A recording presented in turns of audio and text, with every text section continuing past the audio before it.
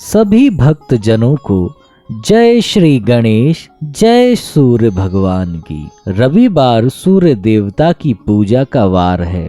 जीवन में सुख समृद्धि, धन संपत्ति और शत्रुओं से सुरक्षा के लिए रविवार का व्रत सर्वश्रेष्ठ है। रविवार का व्रत करने व कथा सुनने से मनुष्य की सभी मनोकामनाएं पूरी होती हैं। मान सम्मान, धन, यश, कीर्ति तथा उत्तम स्वास्थ्य मिलता है। प्रारंभ करते हैं रविवार की व्रत कथा। प्राचीन काल में एक बुढ़िया रहती थी। वह नियमित रूप से रविवार का व्रत करती थी। रविवार के दिन सूर्योदय से पहले उठकर बुढ़िया स्नान आदि से निवृत्त होकर आंगन को गोबर से लीपकर स्वच्छ करती। उसके बाद सूर्य भगवान की पूजा करते हुए रविवार व्रत कथा सुनकर सूर्य भगवान का भोग लगाकर दिन में एक समय भोजन करती। सूर्य भगवान की अनुकंपा से बुढ़िया को किसी प्रकार की चिंता एवं कष्ट नहीं था। धीरे धीरे उसका घर धन धान्य से भर रहा था। उस बुढ़िया को सुखी होते देख उसकी पड़ोसन जलने लगी। बुढ़िया ने कोई गाय नहीं पाल रखी थी, अतः वह अपनी पड़ोसन के आंगन में बंधी गाय का गोबर लाती थी। पड़ोसन ने कुछ सोचकर अपनी गाय को घर के भीतर बांध लिया। रविवार को गोबर ना मिलने से बुढ़िया अपना आंगन नहीं लीप सकी। आंगन ना लीप पाने के कारण उस बुढ़िया ने सूर्य भगवान को भोग नहीं लगाया और उस दिन स्वयं भी भोजन नहीं किया। इस प्रकार उसने निराहार व्रत किया। रात्रि हो गई और वह भूखी सो गई। रात्रि में भगवान ने उसे स्वप्न दिया और भोजन न बनाने तथा भोग न लगाने का कारण पूछा। वृद्धा ने गोबर न मिलने का कारण सुनाया।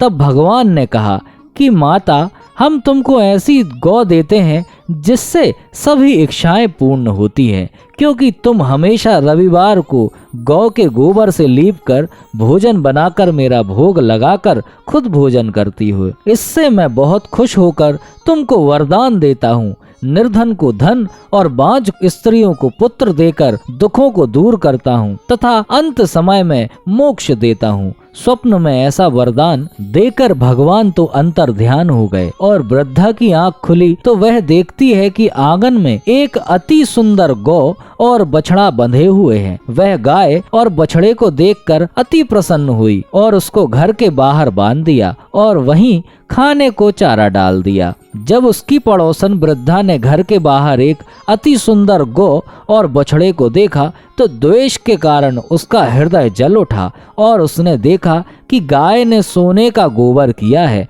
तो वह उस गाय का गोबर ले गई और अपनी गाय का गोबर उसकी जगह रख गई। वह रोज ऐसा करने लगी और सीधी साधी वृद्धा को इसकी खबर नहीं होने दी। तब सर्वव्यापी ईश्वर ने सोचा कि चालाक पड़ोसन के कर्म से वृद्धा ठगी जा रही है, तो सूर्य देव ने संध्या के समय अपनी माया से बड़े जोर की आंधी चला दी। वृद्धा ने आंधी के भय से अपनी गौ को भीतर बांध लिया। प्रातः काल जब वृद्धा ने देखा कि गौ ने सोने का गोबर दिया है, उसके आश्चर्य की सीमा न रही और वह प्रतिदिन गौ को घर के भीतर ही बांधने लगी। उधर पड़ोसन ने देखा कि बुढ़िया गाय को घर के भीतर बांधने लगी है और उसका सोने का गोबर उठाने का दांव नहीं चल पा रहा है, तो वह ईर्ष्या और डाह से जल उठी और कुछ उपाय न देख पड़ोसन ने उस देश के राजा की सभा में जाकर कहा, महाराज, मेरे पड़ोस में एक वृद्धा के पास ऐसी गाय है